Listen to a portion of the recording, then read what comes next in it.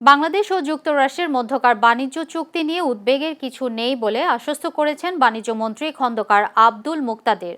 আজ বাণিজ্য মন্ত্রণালয়ের সম্মেলন কক্ষে ঢাকা সফররত যুক্তরাষ্ট্রের সহকারী বাণিজ্য প্রতিনিধি ব্রেন্ডন লিঞ্জের সঙ্গে বৈঠকের পর তিনি জানান, আন্তর্জাতিক চুক্তি উভয় পক্ষের স্বার্থ রক্ষা করেই একটি উইন উইন পরিস্থিতিতে তা সম্পন্ন হয়।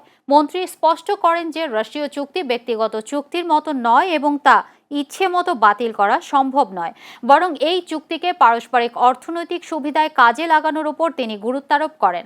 পাল্টা বাণিজ্য চুক্তি বা এআরটি বাস্তবায়ন নিয়ে সরকারের বিভিন্ন উদ্যোগ ও সমালোচনার মধ্যেই মার্কিন প্রতিনিধি দলটি 3 দিনের সফরে বর্তমানে ঢাকায় অবস্থান করছে।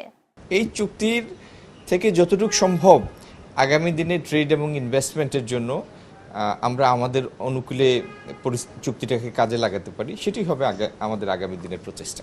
ওনারা সেই বিষয়টি, সেই ধারাটি কি সেটি সম্পর্কে আমাদের একটা ব্যাখ্যা দিয়েছেন। আর আমরা তো একটা চুক্তিতে আছি, একটা এগ্রিমেন্টে আছি, যদিও এটা এখনো এনফোর্স হয় নাই, কিন্তু একটা চুক্তিতে আছি। তার মধ্যেই এই ইনকোয়ারিটা ইনিশিয়েট হয়েছে। তো সেই বিষয়ে আমরা আমাদের অবজারভেশনটা তাদের